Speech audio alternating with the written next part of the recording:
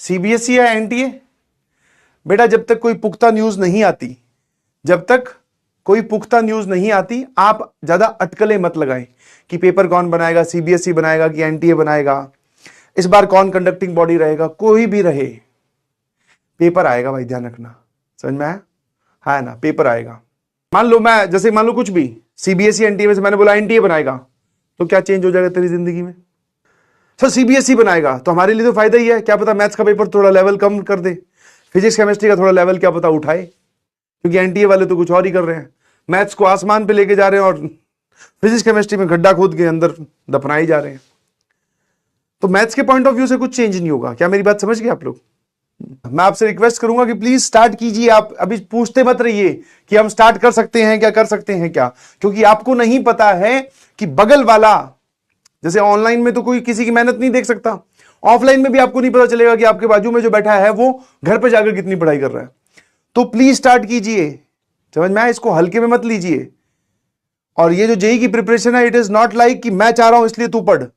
जब तक तू खुद नहीं चाहेगा पढ़ने के लिए तो फिर पढ़ नहीं पाएगा। तो अगर तूने ये सोचा है कि मैं आज से स्टार्ट कर रहा हूं, तो अब फिर रुकना मत कभी। समझे? क्योंकि यू डोंट नो कि बाजू वाला कहां पहुंच चुका है स्टार्ट करके, उसने कब स्टार्ट किया था और वो किस लेवल पर है। आपको उसके साथ कंपटीशन है। समझ में आया? क्यों बोला जाता है कि आप अपना 100% दीजिए? क्योंकि सर बाकी लोगों का हमें पता ही नहीं कि वो कितनी मेहनत कर रहे हैं, कौन सी किताब सॉल्व कर रहे हैं, कितने घंटे पढ़ रहे हैं, कब उठ रहे हैं, कितने सवाल सॉल्व कर रहे हैं। सर कोई आइडिया नहीं है हमें। तो इसीलिए बोला जाता है कि तुम्हारे पास जितना है सब लगा दीजिए प्लीज। समझे कि नहीं समझे? ताकि जब रिजल्ट आए तो हम ये बोल सकें कि भाई साहब मैं इससे ज्यादा नहीं कर सकता था, मैंने पूरा पूरा अपना जी जान लगा दिया, ये मेरा मैक्सिमम था और अब मैं इससे ज्यादा नहीं कर सकता था। जो भी रिजल्ट आएगा उसको हम एक्सेप्ट कर लेंगे। मैं इसीलिए बोल रहा था 100% दीजिए प्लीज, मेहनत करते रहिए। हो सकता है ये जो डार्क पीरियड है, डार्क पीरियड क्यों बोल रहा हूं? क्योंकि सवाल नहीं सॉल्व होना, ठीक है, मूड ऑफ होना, पढ़ने का मन नहीं करना, इन सबको आपको झेलना है।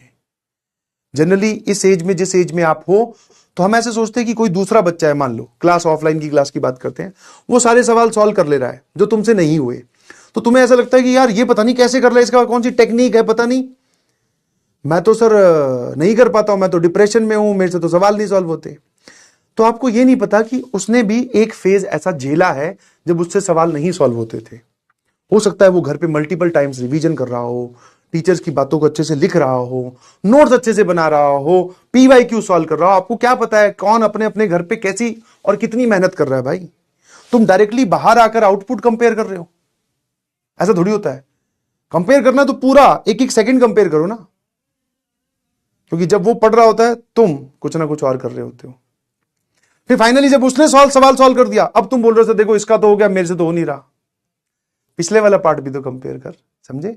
तो मैंने आपको क्या बोला, इफ यू फाइंडिंग ए वे कि सर हम ये सवाल ना सॉल्व होने वाला फेज, अच्छा ना लगने वाला फेज, इसको क्या हम बाईपास कर सकते हैं? नहीं, इसके बीच में से होके गुजरना है और यही अकेला एक रास्ता है।